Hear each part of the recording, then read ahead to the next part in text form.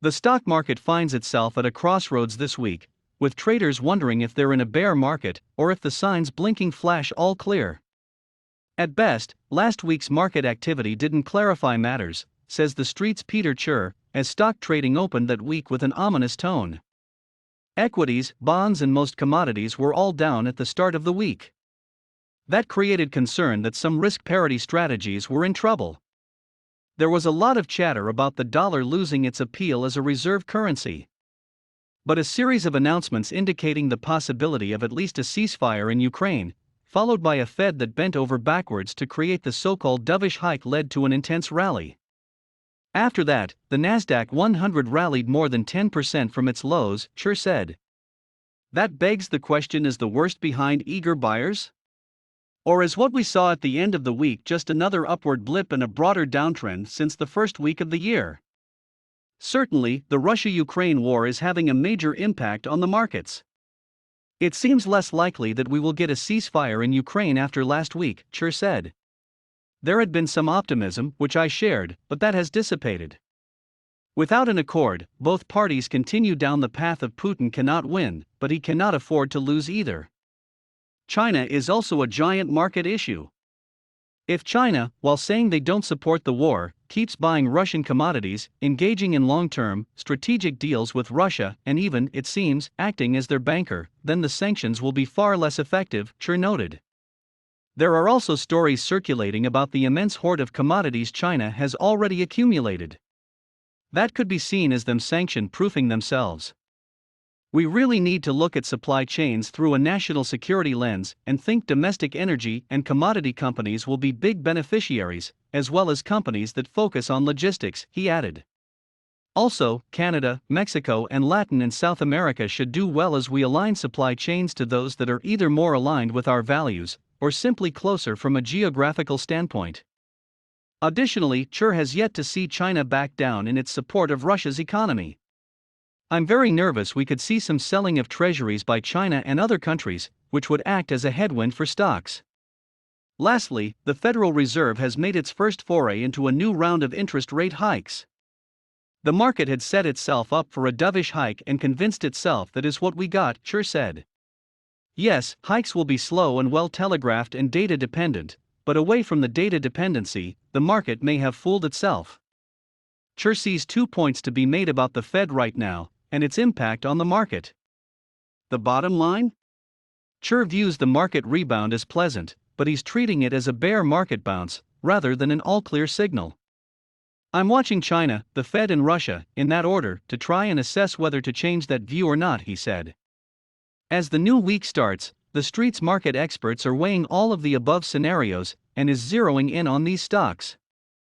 Federal Express, FDX, Get FedEx Corporation report rolled out its fiscal third quarter numbers late last week, and TheStreet's Stephen Guilfoyle is weighing the numbers for a potential purchase. That's not easy, especially with a stock that's been trading back and forth lately. As we know, FDX earnings tend to always be an adventure, Guilfoyle said.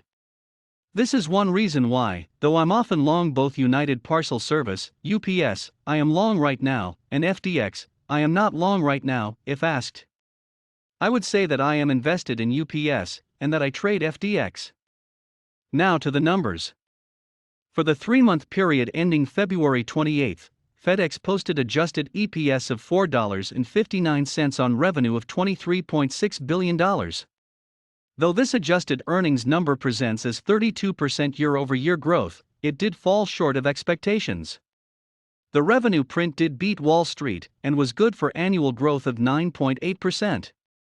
GAAP EPS came to $4.20, after adjusting for business realignment costs, 31 cents, and TNT Express integration expenses, 8 cents. Adjusted operating income increased 38% to $1.462 billion, and through an operating margin of 6.2% produced adjusted net income of $1.217 billion, or an adjusted $4.59 per share. Net income included a tax benefit of $78 million, 29 cents per share, related to revisions of prior year estimates for actual tax return results. Overall, FedEx Express operating results increased, driven by higher yields, a net fuel benefit, and lower variable compensation expense, Guilfoyle said. These results were partially offset by the negative effects of the spread of the Omicron variant of the SARS-CoV-2 coronavirus regarding labor availability and shipping demand. Additionally, FedEx ground operating results declined primarily due to increased rates for purchased transportation and employee wages, network inefficiencies, and expansion-related costs. This was partially offset by higher revenue per package, 2 additional ground commercial operating weekdays, and a net fuel benefit, Guilfoyle said. FedEx Freight operating results nearly tripled, driven by a focus on quality and growth.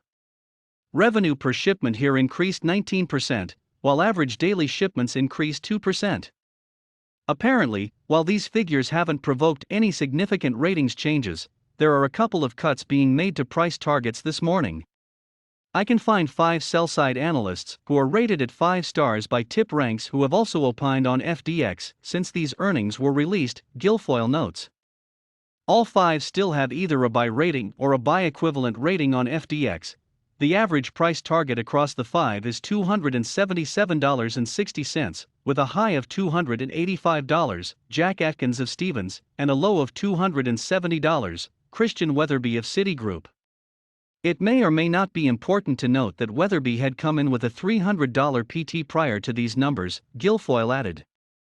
FDX came into last Friday's trading a bit short-term overbought technically, but is still in a longer-term downtrend.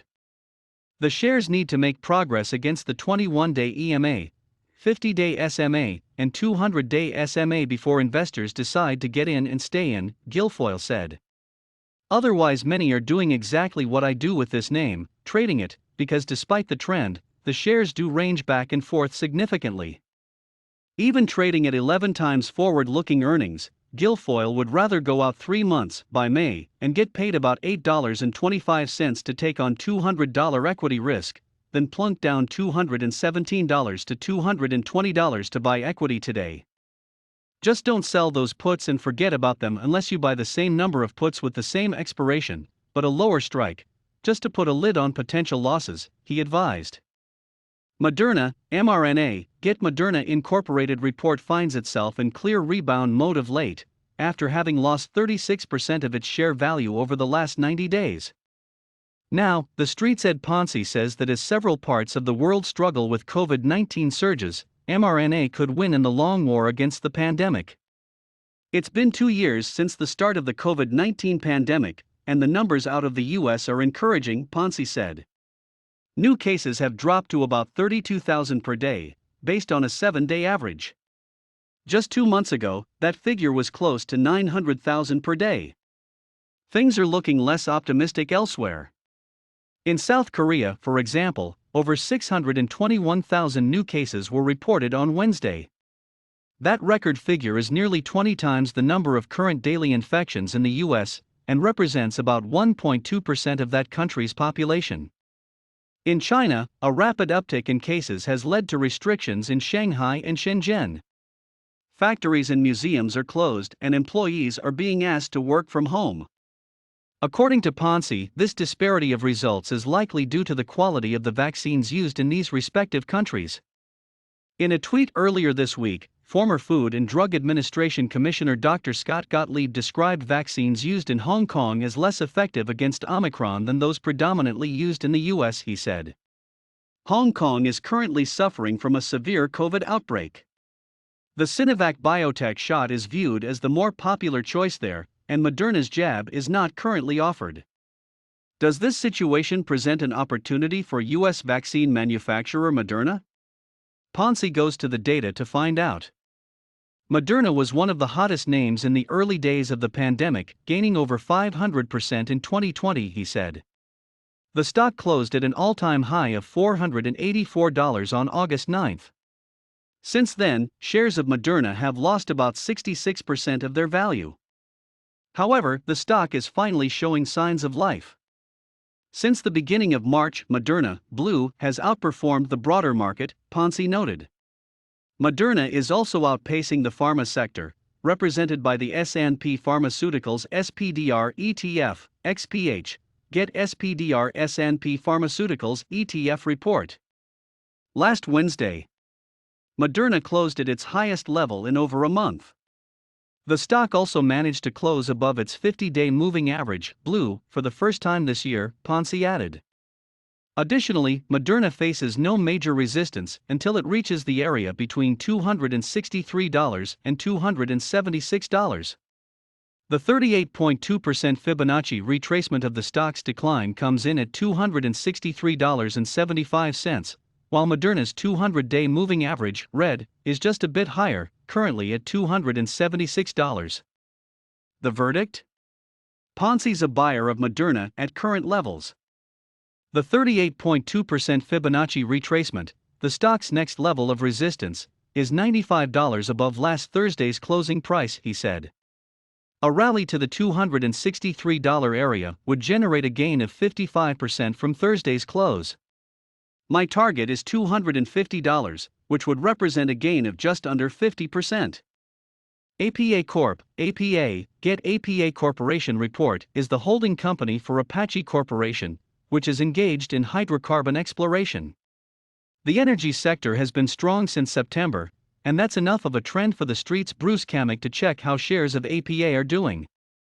Reviewing the daily bar charts, we can see that prices have been climbing higher since August, Kamek said. APA has bounced off the rising 50-day moving average 3 times this year. Prices are above the rising 200-day line too. Trading volume has been active since late September, and the on-balance volume, OBV, line has been strong, while the moving average convergence divergence, MACD, oscillator has been mostly bullish since September. Longer term, the charts show Kamek that AMA prices have broken a downtrend from 2014. The longer a trend is in force, the more you need to pay attention when it is broken, he said. That scenario could leave an opening. APA and crude oil prices could trade sideways in the near term. Traders could use this sideways movement to build a long position in APA, Kamek said. The downside risk to $33. The $62 area is our initial price target.